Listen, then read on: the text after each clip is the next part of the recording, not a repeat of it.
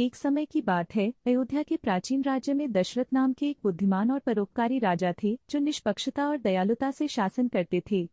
उनकी 3 रानियां थीं, कौशल्या, कैकेयी और सुमित्रा, और 4 बेटे थे, राम, भरत, लक्ष्मण और शत्रुघ्न। सबसे बड़े राम को उनके गुणों और वीरता के लिए विशेष रूप से प्रिय माना जाता था। जब दशरथ को अपने उत्तराधिकारी के नाम का ऐलान करना था तो उन्होंने राम को चुना, जिससे लोगों में खुशी की लहर दौड़ गई। हालांकि कैकेयी ने अपनी दासी मंथरा के बहकावे में आकर दशरथ को एक वादा याद दिलाया जो उन्होंने बहुत पहले किया था, उसे कोई भी 2 वरदान देने का वादा जो वह चाहती थी। कैकेयी ने राम को 14 साल के लिए वनवास और अपने बेटे भरत को राजा बनाने के लिए कहा। दुखी लेकिन अपने वचन से बंधे हुए दशरथ ने अनिच्छा से राम को वनवास भेज दिया। राम की पत्नी सीता और उनके भाई लक्ष्मण ने हमेशा उनके साथ जाने पर जोर दिया। वे दोनों महल की सुख सुविधाओं को छोड़कर घने और जंगली जंगल में चले गए। वन में वे शांतिपूर्वक रह रहे थे जब तक कि सीता पर लंका के शक्तिशाली राक्षस राजा रावण की नजर नहीं पड़ी। सीता की सुंदरता से मोहित रावण ने उनका अपहरण करने की योजना बनाई।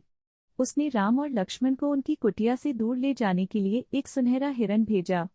जब वे चले गए तो रावण ने सीता का अपहरण कर लिया और उन्हें अपने द्वीप राज्य में ले गया। जब राम और लक्ष्मण सीता को गायब पाकर लौटे तो वे बहुत दुखी हुए।